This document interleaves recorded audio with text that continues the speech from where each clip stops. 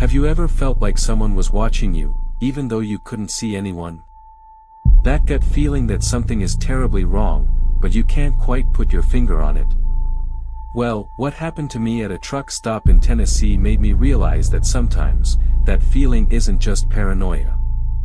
Sometimes, it's your survival instinct screaming at you to run. This happened in December of 2023.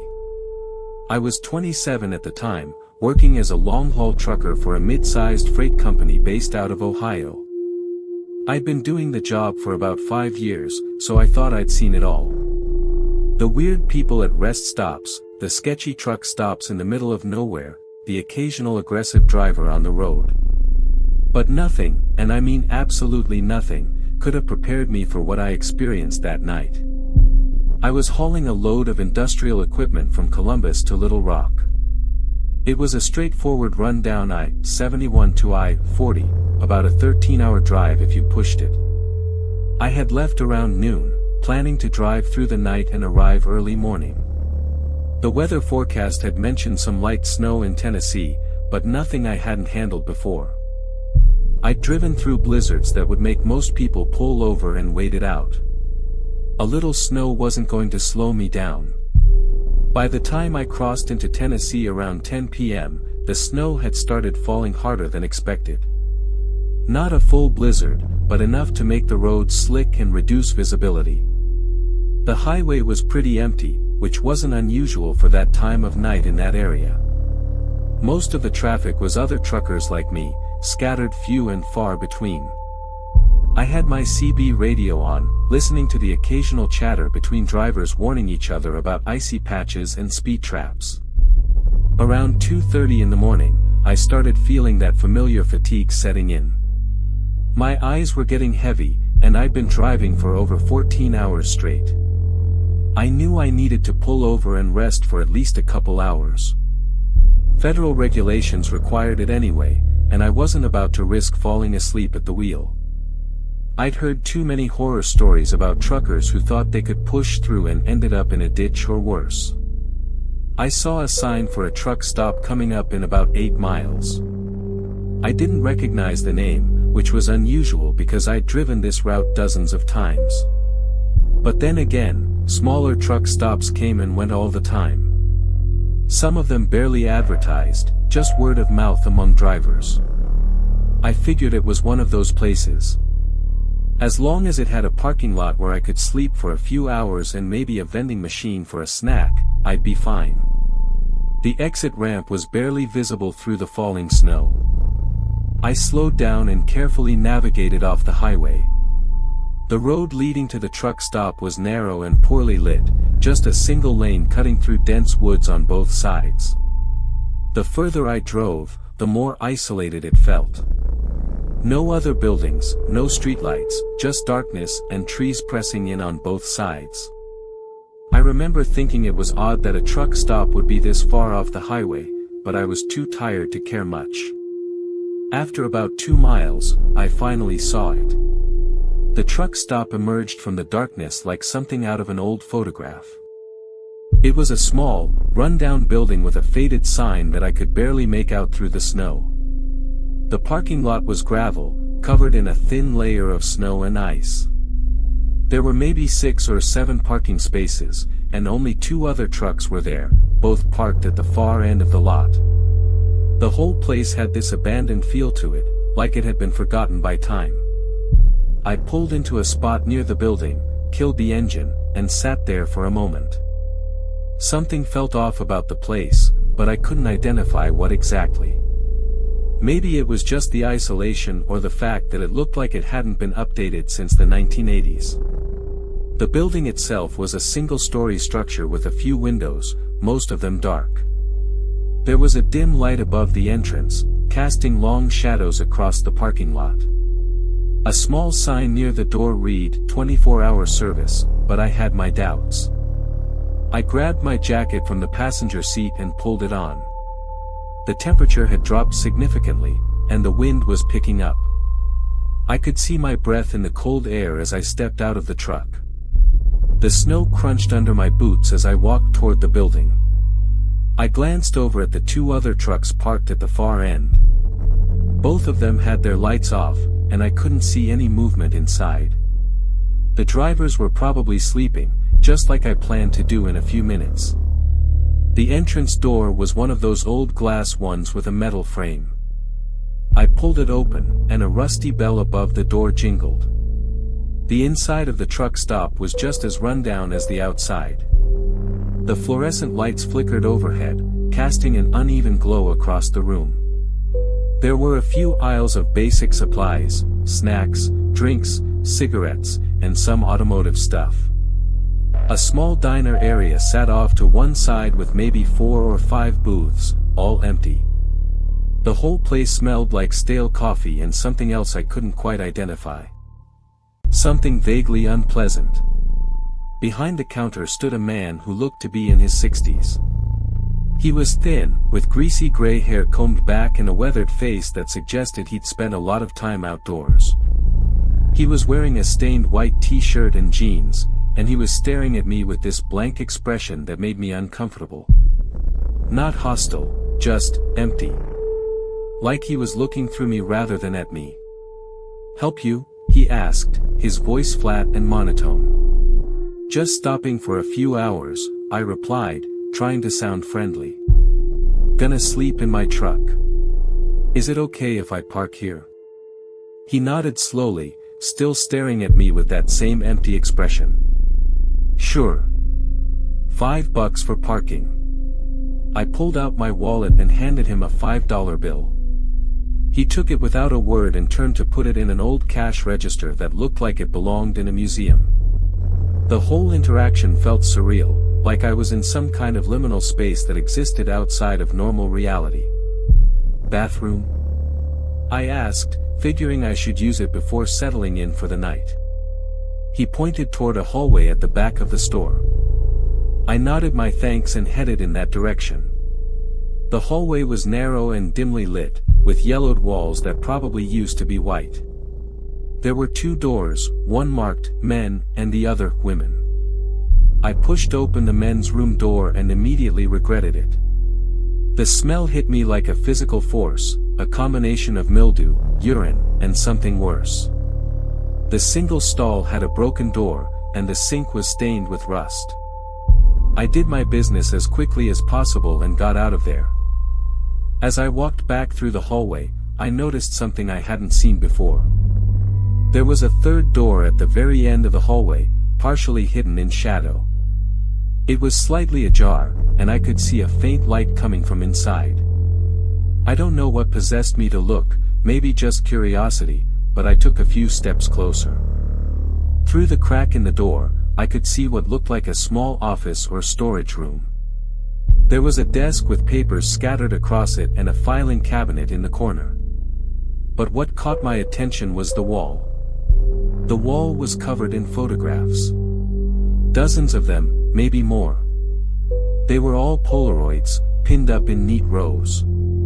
Even from where I stood, I could tell they were pictures of people. Drivers, I assumed, based on the settings. Some were taken in the parking lot, others inside the store. But here's what made my blood run cold. In every single photo, the person looked either unaware they were being photographed or deeply uncomfortable. Candid shots. Secret shots. The kind of photos you take when you're stalking someone. I backed away from the door quickly, my heart starting to pound. I tried to rationalize it. Maybe the old guy just liked taking pictures of his customers.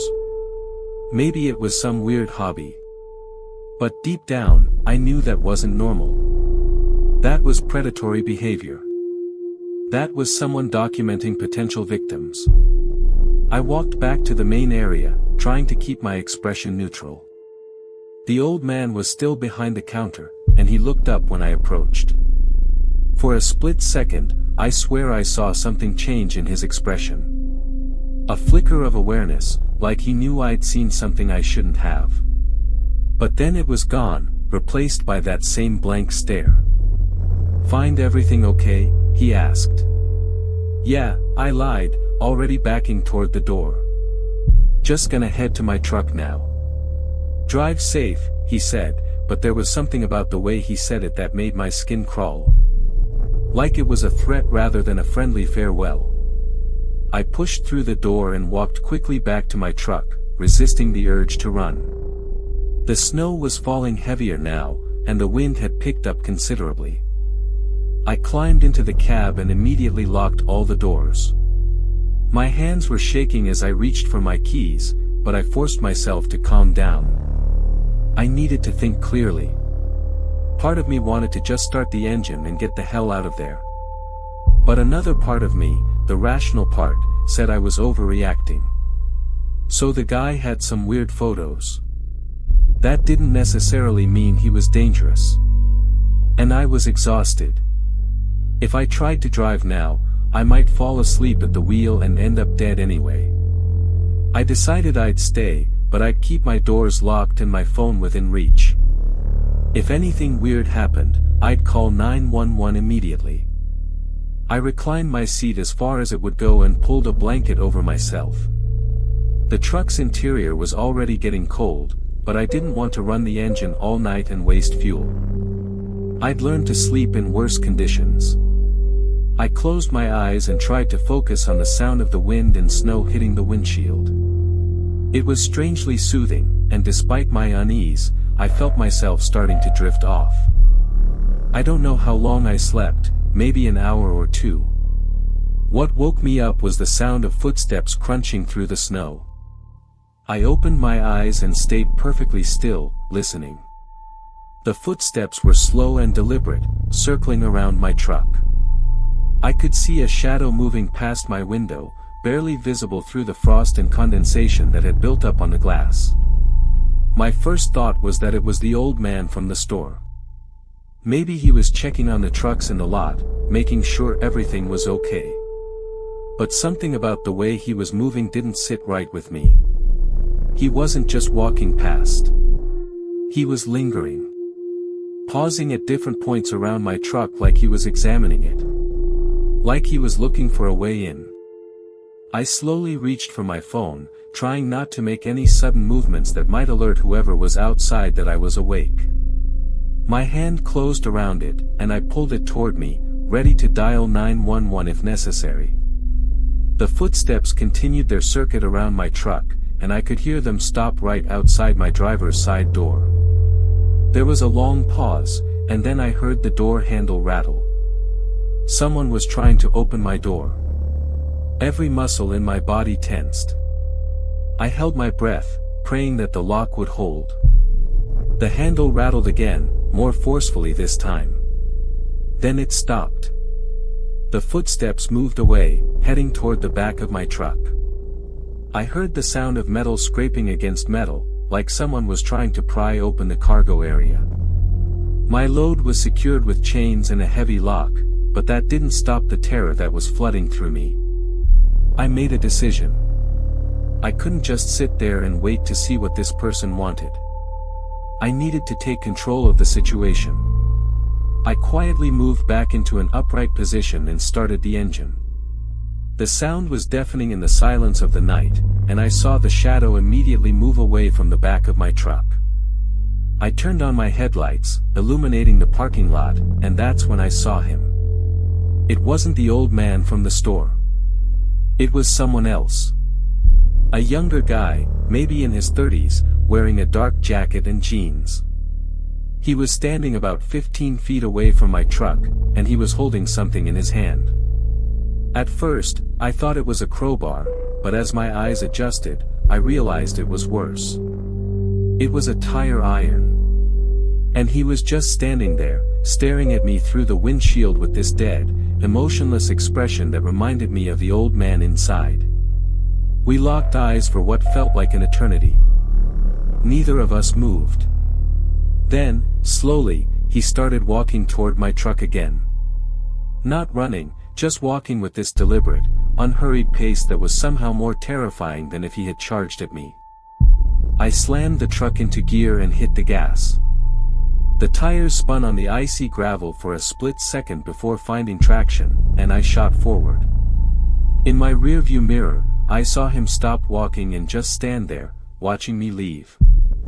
He didn't chase after me or yell or anything. He just watched with that same blank expression. I turned my attention back to the road and focused on getting the hell out of there.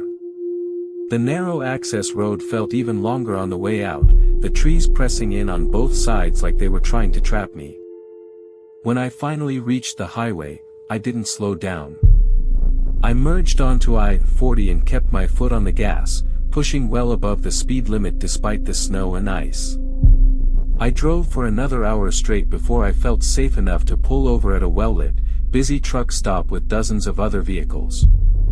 Only then did I allow myself to relax, even a little bit. I sat in the parking lot for a long time, just processing what had happened. The rational part of my brain tried to come up with explanations. Maybe the guy was just a vagrant looking for something to steal. Maybe he wasn't actually going to hurt me. But the more I thought about those photographs on the wall, the more convinced I became that I had narrowly avoided becoming another picture in that collection. Another missing trucker that no one would ever find. I reported the incident to the police the next morning. I gave them the location as best as I could remember, describing the truck stop and the two men I'd encountered. The officer I spoke to took down all the information and said they'd send someone to check it out. A few days later, I got a call back. They'd gone to the location I described, but there was nothing there. No truck stop, no building, just an empty lot overgrown with weeds and trees. They said according to county records, there hadn't been a business at that location in over 15 years. I don't know what to make of that. Part of me wants to believe I just got the location wrong, that I was more tired than I thought and misremembered where I'd stopped. But I know what I saw. I know what happened. And I still have the receipt from the $5 I paid for parking, though the name of the place is so faded I can barely read it. I've driven that route dozens of times since then, and I've never seen that exit again. I've looked for it specifically, slowing down around the area where I think it should be, but it's never there. Sometimes I wonder if I imagined the whole thing, if it was some kind of exhaustion-induced hallucination. But then I remember the sound of that door handle rattling and the look in that man's eyes as he walked toward my truck with a tire iron in his hand. I still work as a trucker. It's what I know, and honestly, I'm pretty good at it. But I'm a lot more careful now about where I stop. I stick to the big, well-known truck stops with lots of other drivers around. I never stop at places I haven't been to before, especially not in the middle of the night. And I always keep my doors locked. Because somewhere out there, maybe in Tennessee or maybe somewhere else entirely, there's a truck stop that shouldn't exist. And there are men who work there, collecting photographs of drivers who make the mistake of stopping. I was lucky enough to get away, but I can't help but wonder about all the people who weren't so lucky. All the missing truckers whose families never got answers about what happened to them. If you're ever driving late at night and you see a truck stop that feels just a little bit off, that looks a little too isolated or run down, trust your instinct. Don't stop. Keep driving until you find somewhere better. Because some places aren't meant to be found, and some people aren't meant to be trusted. And once you stop at the wrong place, you might never leave. I learned that lesson the hard way, and I carry it with me every time I get behind the wheel. The highway can be a dangerous place, not just because of the weather or the traffic, but because of the people who prey on drivers like me. People who know we're tired, vulnerable, and alone. People who see us as easy targets. So trust me when I say this, if something feels wrong, it probably is. And no amount of exhaustion is worth the risk of becoming another story that nobody believes. Another driver who vanished without a trace, leaving behind nothing but questions and a family wondering what happened. I got lucky that night in Tennessee. But luck runs out eventually. And I'm not planning to test mine again. You ever get that feeling when you wake up and something just feels wrong? Not like you had a bad dream, but like reality itself shifted while you were asleep? That's exactly what happened to me at a truck stop in Montana, and I'm still not entirely sure I made it out of there the same person I was when I went in. This was back in October of 2022. I was 29 and working as a contracted driver for a passenger transport company. Basically, I'd pick up people who needed to get from one city to another but couldn't or wouldn't fly. Sometimes it was elderly folks visiting family, sometimes it was people with a fear of flying, and occasionally it was someone who just preferred a more personal travel experience. The pay was decent, and I got to see a lot of the country, so I couldn't complain. I had picked up this older gentleman in Seattle who needed to get to Minneapolis for his daughter's wedding. He was a nice guy, probably in his 70s, and we'd been driving for about 9 hours when he started looking pretty tired. It was around 11:30 at night, and we were somewhere on I-90 cutting through Montana. The area was incredibly remote, just endless darkness on both sides of the highway with the occasional glimpse of mountains in the distance. I suggested we stop for the night at the next truck stop so we could both get some rest. He agreed immediately, clearly relieved. About 20 minutes later, I saw a sign for a truck stop at the next exit. It looked legitimate enough from the highway, well lit with what appeared to be several other vehicles in the parking lot. I took the exit and pulled into the lot.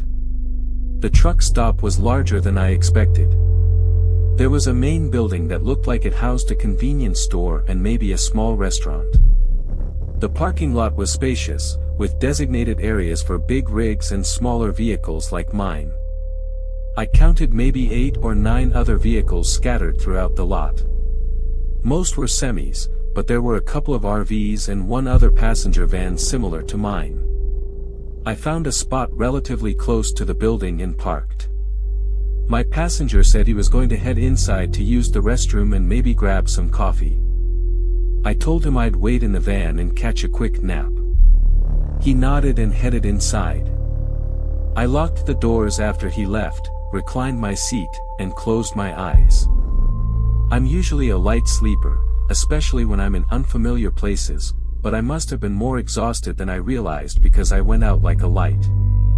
I don't know how long I slept, but when I woke up, something was immediately wrong. The first thing I noticed was the silence. Complete, absolute silence. No sound of other vehicles, no distant highway noise, nothing. Just dead quiet. I sat up and looked around. The parking lot lights were still on, but they seemed dimmer than before, casting long shadows across the pavement. And here's what really freaked me out, all the other vehicles were gone. Every single one of them. The lot was completely empty except for my van. Even the building looked different somehow. The lights inside were off, and it looked abandoned. I checked my phone. It was 3:47 in the morning, which meant I'd been asleep for over 4 hours. But where was my passenger? He should have come back long ago. I tried calling his cell phone, but it went straight to voicemail. My heart started racing as different scenarios ran through my mind, none of them good. I unlocked the van and stepped outside. The air felt wrong, too cold and too still, like the atmosphere before a storm. I walked toward the building, my footsteps echoing in the silence. The entrance door was unlocked, which surprised me. I pushed it open and stepped inside. The interior was dark except for a few emergency lights near the exits. The shelves were still stocked, but everything was covered in a thin layer of dust, like the place hadn't been touched in months. I called out for my passenger, but my voice just echoed back at me. The whole place felt frozen in time, like a snapshot of what it used to be rather than a functioning business. I walked through the aisles, looking for any sign of life. That's when I noticed something on the counter near the cash register. It was a piece of paper, and even from a distance, I could see handwriting on it. I approached slowly and picked it up. The note was written in shaky handwriting that I didn't recognize. It simply said, "Don't stay here after dark. They come when everyone's asleep." My hand started trembling as I read it over and over. Who comes? Who left this note? And where the hell was my passenger? I needed to find him and get out of there immediately. I went to the restrooms at the back of the store, pushing open the men's room door and calling out. Nothing. Just empty stalls and the sound of a dripping faucet. I was about to leave when I heard something. A sound coming from somewhere deeper in the building, past the restrooms. It sounded like voices, muffled and distant. I followed the sound down a narrow hallway I hadn't noticed before. The hallway led to a door marked, "Employees Only." The voices were coming from behind that door. I know I should have left right then. Every instinct was screaming at me to get back in my van and drive away. But my passenger was potentially in trouble, and I couldn't just abandon him. I pushed open the door and found myself at the top of a stairwell leading down into darkness. The voices were clearer now, coming from below. One of them sounded like my passenger. I descended the stairs slowly, using my phone's flashlight to see. The stairs seemed to go down much further than they should have, deeper than any basement I'd ever seen. Finally, I reached the bottom and found myself in a large underground space. It looked like some kind of storage area, with concrete walls and a low ceiling. But what I saw there made my blood run cold. There were people down there. Maybe 15 or 20 of them, all standing in a circle around something I couldn't quite see. They were completely still, not moving or talking, just standing there facing inward. My passenger was among them, and when I called out his name, he didn't respond. None of them did. It was like they were in some kind of trance. I moved closer, trying to see what they were looking at. In the center of the circle was a hole in the concrete floor, maybe 4 feet across. And from that hole came a sound unlike anything I'd ever heard before. A low, rhythmic humming that seemed to vibrate through my entire body. The longer I listened to it, the more I felt this overwhelming urge to join the circle, to stand with them and stare into that hole. I don't know how long I stood there, caught between the urge to run and the strange compulsion to stay. But something inside me, some deep survival instinct, finally kicked in. I grabbed my passenger by the arm and pulled hard. He didn't resist, but he also didn't acknowledge me. His eyes were open but unfocused, staring at nothing. I dragged him toward the stairs, and none of the other people moved or tried to stop us. They just kept standing there in their circle, mesmerized by whatever was in that hole. I half carried, half dragged my passenger up the stairs, through the store, and out to the van. He was like a sleepwalker, moving when I pulled him but showing no awareness of what was happening. I shoved him into the passenger seat, ran around to the driver's side, and started the engine. As I threw the van into reverse, I glanced back at the building. Standing in the doorway was a figure I hadn't seen before. A tall, thin silhouette that didn't move, just watched as I backed out of the parking spot. I didn't wait to see more. I floored it out of that parking lot and back onto the highway. My passenger didn't wake up for another 2 hours. When he finally came to, he had no memory of anything after going into the truck stop. He didn't remember going downstairs or standing in that circle. As far as he was concerned, he'd used the restroom and then everything went blank until he woke up in the moving van. I never told him what I saw down there. What would I even say? That he'd been standing in a basement with a bunch of other people, staring into a hole in the ground? He'd think I was insane. Hell, I sometimes think I'm insane when I remember that night. I finished the drive to Minneapolis, dropped him off at his daughter's place, and never took another long-distance contract again.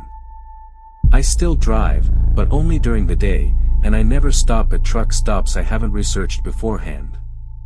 Because whatever was in that basement, whatever was in that hole, I know it's still there. Still waiting for tired drivers to stop after dark. Still collecting people to stand in its circle. And sometimes, late at night when I can't sleep, I wonder about all those other people I saw down there. Where did they come from? Are they still there? Or are they out there somewhere, driving the highways with no memory of what happened to them, no knowledge that something took a piece of them that night? I don't have answers to those questions. All I know is that I got out, and my passenger got out, and we were luckier than we had any right to be. But that luck came with a cost. Because now I know that there are places in this world that exist outside the normal rules of reality. Places where something waits in the darkness below, humming its hypnotic song, gathering its collection of the lost and the forgotten. Some people say the worst thing that can happen on the road is a breakdown. Others say it's an accident. But I'm here to tell you that the worst thing is being trapped somewhere with no way out, surrounded by people who aren't quite people anymore. That's what happened to me at a truck stop in Nevada, and I still have nightmares about it 3 years later. This happened in March of 2022. I was 31 years old and working as an independent courier, delivering high-value packages across the western United States. The job paid well because I was willing to drive routes that most people avoided, long stretches of empty highway through the desert, remote mountain passes, places where cell service was non-existent for hours at a time. I liked the solitude, or at least I thought I did until that night. I had picked up a package in Las Vegas that needed to be delivered to a tech company in Reno by the following afternoon. It was a straightforward run-up Highway 95, about 7 hours of driving through some of the emptiest parts of Nevada. I left Vegas around 4 p.m., planning to drive through the evening and arrive in Reno around midnight. The package was secured in a locked case in the back of my van, and I had strict instructions not to let it out of my sight. The drive started off normally enough. I watched the city lights of Vegas fade in my rearview mirror as I headed north into the desert. The sun was setting, painting the sky in shades of orange and purple, and I had my playlist going to keep me company. For the first couple hours, I passed through small towns and saw the occasional other vehicle on the road. But as darkness fell and I got further from civilization, the road became emptier and emptier. Around 9 p.m., I started noticing something odd.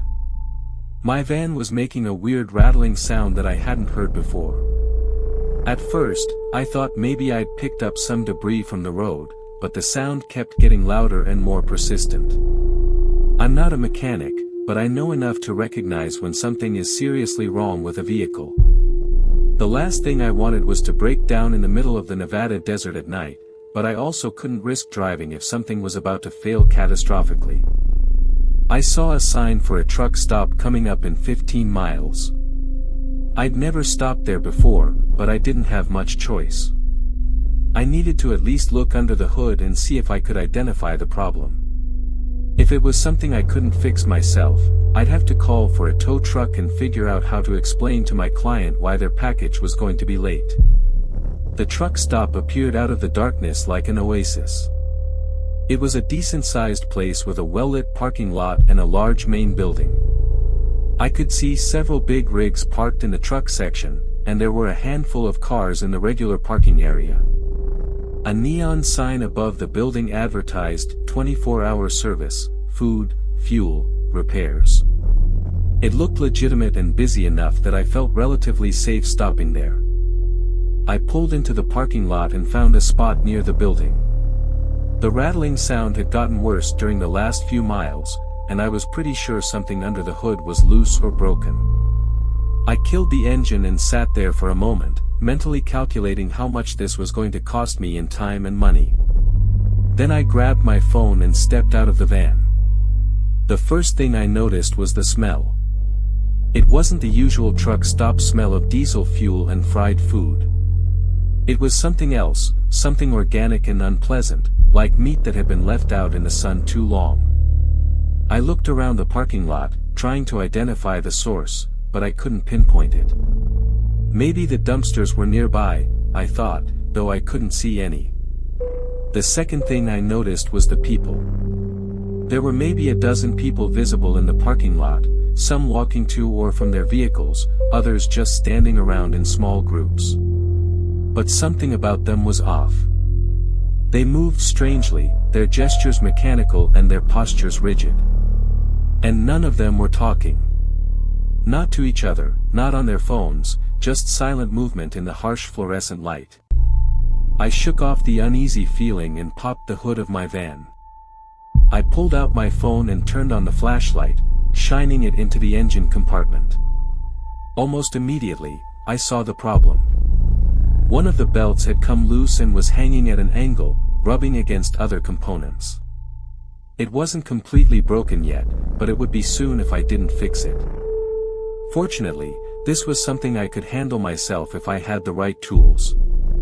I decided to go inside and see if they sold any basic automotive supplies. If not, I'd ask if they had a mechanic on duty who could take a look at it. I locked the van and headed toward the building entrance. As I walked across the parking lot, I became acutely aware of the people around me. Several of them had stopped what they were doing and turned to watch me. Not in a friendly, curious way, but in that same mechanical, emotionless way they'd been moving. I picked up my pace. The interior of the truck stop was brightly lit and seemed normal at first glance. There were aisles of snacks and drinks, a small diner area off to one side, and a counter at the back where a clerk stood. But as I walked further inside, I started noticing the details that didn't add up. The products on the shelves were all facing forward in perfectly straight lines, like someone had obsessively organized them. The floor was spotlessly clean, no scuff marks or dirt despite the number of people who must pass through. And most unsettling of all, there was no music playing. No TV in the diner area. Just silence except for the low hum of the fluorescent lights. I approached the counter where a woman stood. She was maybe in her 40s, with blonde hair pulled back in a tight ponytail. She was wearing a uniform shirt with a name tag that read, Sandra. But when she looked up at me, I felt that same unease I'd felt in the parking lot. Her smile was too wide, her eyes too focused, like she was trying very hard to appear normal but didn't quite know how. "Welcome," she said in a flat, cheerful voice. "How can I help you tonight?" "I need some tools," I replied, trying to sound casual. "Belt adjustment for my van." "Do you sell anything like that?" Her smile never wavered. "Aisle 7. Automotive section." "Thanks. Also, do you have a mechanic on duty? In case I can't fix it myself." "Mechanic is in the garage," she said, pointing toward a door at the side of the building. "Through there." I nodded and headed toward aisle 7. As I walked through the store, I noticed there were other customers browsing the shelves, but none of them were actually shopping. They were just standing there, staring at the products with that same intense focus. One man had been staring at the same bag of chips for who knows how long. A woman near the drink coolers had her hand on the door handle but wasn't opening it, just standing frozen mid-reach. I found the automotive section and grabbed a small tool kit that looked like it would work. As I picked it up, I heard footsteps behind me. I turned to see a man standing at the end of the aisle, watching me. He was wearing jeans and a flannel shirt, and he had that same rigid posture as everyone else. We made eye contact for a moment, and then he started walking toward me. Not quickly, but with that same mechanical gait I'd seen in the parking lot. I didn't wait to see what he wanted. I walked quickly back to the counter, where Sandra was still standing with that unnerving smile. I set down the tool kit, and she scanned it without looking at the price tag or the barcode. The register beeped, and she told me the total. I paid with cash, eager to get out of there as quickly as possible. "Is everything okay?" she asked, and there was something about the way she said it that made it sound less like a customer service question and more like a genuine inquiry into whether I'd noticed anything wrong. "Fine," I lied. "Just tired from the drive." "Long drives can be exhausting," she said, still smiling. "Maybe you should rest before continuing.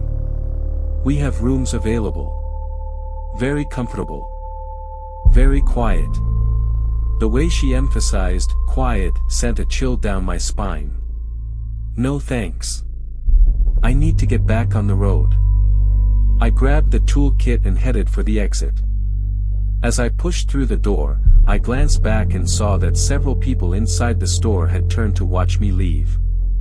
They weren't trying to hide it or be subtle. They were just staring, all of them with that same intense focus. I practically ran back to my van. My hands were shaking as I opened the hood again and started working on the belt. The tools from the truck stop were cheap and poorly made, but they were good enough to do the job. As I worked, I kept glancing around the parking lot. More people had emerged from the building, and they were all just standing around, not doing anything in particular, just being present. And all of them were facing in my direction. I finished tightening the belt and slammed the hood shut. I was about to get in the van when I heard footsteps approaching from behind. I spun around to find 3 people standing about 10 feet away. 2 men and a woman, all of them staring at me with that blank expression. One of the men took a step forward. "Your vehicle is damaged," he said in a monotone voice. "I fixed it," I replied, backing toward the driver's door. "You should stay," the woman said. "Rest. The road is dangerous at night." "I'm good," I said, reaching for the door handle. The second man spoke up. "We insist." And the way he said, "insist," made it clear this wasn't a friendly suggestion. I yanked open the door and jumped inside, immediately hitting the lock button. The 3 people moved toward the van, not running but walking with that same deliberate pace. I jammed the key in the ignition and started the engine. The belt held, thank God, and I threw the van into reverse. As I backed out of the parking spot, more people emerged from the building, maybe 20 or 30 of them, all walking toward my van in that coordinated, mechanical way. I shifted into drive and hit the gas. The van shot forward, and I had to swerve to avoid hitting several people who had moved to block my path. They didn't jump out of the way or show any fear. They just stood there as I drove around them. I caught a glimpse of their faces in my headlights, blank, emotionless, like masks rather than living expressions. I reached the exit of the parking lot and merged back onto the highway, pushing the van as fast as it would go. I kept checking my rearview mirror, half expecting to see vehicles following me, but the road behind me remained dark and empty. After about 10 minutes of driving at top speed, I finally allowed myself to relax slightly. My hands were cramped from gripping the steering wheel so hard, and my heart was pounding like I'd just run a marathon. I drove for another 3 hours without stopping, not even to use the restroom or grab a drink. I didn't slow down until I saw the lights of Reno in the distance. Only then did I feel safe enough to pull over at a well-lit gas station with dozens of other people around. Normal people. People who moved naturally and talked to each other and showed actual human emotion. I delivered the package the next morning as planned, though I didn't tell my client about what had happened. What would I say? That I stopped at a truck stop full of people who acted like robots? That I felt like I'd been in danger but couldn't articulate exactly what the danger was? It sounded ridiculous even in my own head. But here's what I know. A few weeks later, I was talking to another courier at a depot in Sacramento, and I mentioned the truck stop in passing. His face went pale, and he told me he'd stopped there once too. He'd had almost the exact same experience, the strange people, the unsettling atmosphere, the feeling of being watched. He said he'd talked to a few other drivers who'd been there, and they'd all reported similar experiences. But when they tried to report it to the authorities or find the place again to document it, they couldn't. The truck stop wasn't on any maps, and the exit they'd taken didn't appear on GPS. I've driven that stretch of Highway 95 dozens of times since then, both during the day and at night. I've never seen that truck stop again. The exit isn't there anymore, or maybe it never was. Maybe it only appears to certain people at certain times, when they're alone and vulnerable and need to stop. Maybe it's some kind of trap, collecting travelers who are never seen again. I don't know what those people were or what they wanted. I don't know if they were human beings under some kind of control, or something else entirely wearing human shapes. All I know is that I got out, and I was lucky. But I think about all the people who might not have been so lucky. All the truckers and drivers who disappeared on that highway over the years, written off as accidents or voluntary disappearances. How many of them stopped at that truck stop? How many of them are still there, standing in that parking lot with blank faces, waiting for the next traveler to arrive? I still work as a courier, but I've changed my routes. I don't drive through that part of Nevada anymore, not even during the day. Because some places are wrong. They exist outside the normal rules of reality, operating on different frequencies that we're not meant to perceive. And if you're unlucky enough to stumble into one of those places, the best you can hope for is to recognize the wrongness quickly enough to escape. I got my warning. I felt that instinctive wrongness that told me to leave before it was too late. And I listened to it. If you ever find yourself at a truck stop that feels off, where the people move wrong and the atmosphere feels heavy and you can't shake the feeling that you're being watched, don't ignore that instinct. Don't tell yourself you're being paranoid or irrational. Get back in your vehicle and drive. Drive fast and don't look back, because whatever is waiting there isn't going to let you leave willingly. The highway is full of dangers. Bad weather, mechanical failures, drunk drivers, all the normal hazards that come with spending long hours on the road. But the worst dangers are the ones you don't see coming. The places that look normal on the surface but are rotten underneath. The people who smile and offer help but have nothing human behind their eyes.